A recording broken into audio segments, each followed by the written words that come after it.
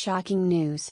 Prince Harry's ghostwriter captivated with investigate men that rejected by society. Prince Harry's ghostwriter, J.R. Moringa, once detailed how he became obsessed and captivated with investigating men who drop out of society because of his own father.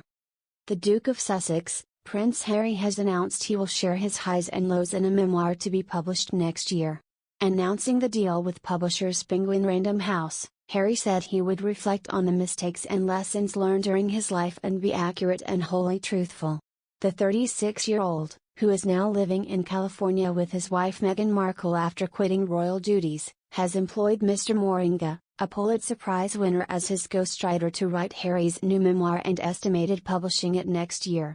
The American novelist previously worked with tennis star Andre Agassi to produce his autobiography after he retired, but speaking to the New York State Writers Institute in 2005, he detailed the story that changed his life. He said, "Old-timers at the New York Times used to tell me one story will change your life, you better hope it's a good one. I was very lucky that this story came along, and it's like love, you don't have to ask yourself, you just know. I knew this was my story, I also knew it could go either way." As he answering, he added, "It definitely changed my life and gave me confidence as a writer and momentum, which is so important. It was a piece about Bob Satterfield, a boxer from the 50s, and I got a tip-off that he was sleeping on park benches in LA. Satterfield, he who never fought for the heavyweight title, is in Ring magazine's list of 100 greatest punchers of all time. But he retired early and sadly died of cancer at the age of 53. Mr. Moringa explained why he followed up the lead even though it was years after Satterfield's funeral. He added, "I couldn't believe that it might be true because he was very famous in the 50s, he was the most murderous heavyweight who ever came out of that division, he was a lights-out killer. But he also had a tragic flaw, he couldn't take a punch, and that led to his early retirement.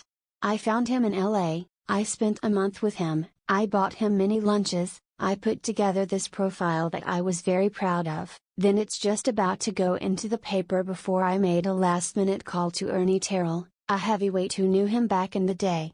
Mr. Moringa said, "There was this terrible silence that you only hear in journalism, then he said Bob Satterfield's dead, he's been dead for 20 years.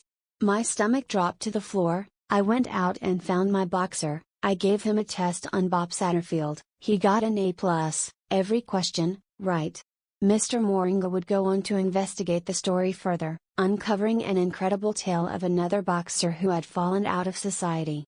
He explained, "To their credit, the LA Times let me go around the country and figure out who they buried in Chicago and who the guy I spent a month with really was. They let me write it up in first person as a detective story and weave in why it obsessed me, this question of men who hide their identity and drop out of society, that was my father." The Junior in the author's name stands for Junior, but Mr. Moringa never wanted to be associated with his father, Johnny Michaels, a New York DJ who split up with his mother before he ever knew him. But he, and along with other characters his father used to hang out with at a bar, inspired Mr. Moringa to start writing. He previously said, "In my English classes, I would try and write stories about these guys. And sometimes I would take notes, but sometimes I wouldn't need to because some of the things they said made searing impressions on me as a kid." Those memories would go on to form the basis of his best-selling memoir The Tender Bar Apostrophe. According to the book, Junior Moringa grew up listening for a voice, the voice of his missing father, a DJ who disappeared before Junior spoke his first words. As a boy, Junior would press his ear to a battered clock radio, straining to hear in that resonant voice the secrets of identity and masculinity. When the voice disappeared, Junior found new voices in the bar on the corner. Junior found new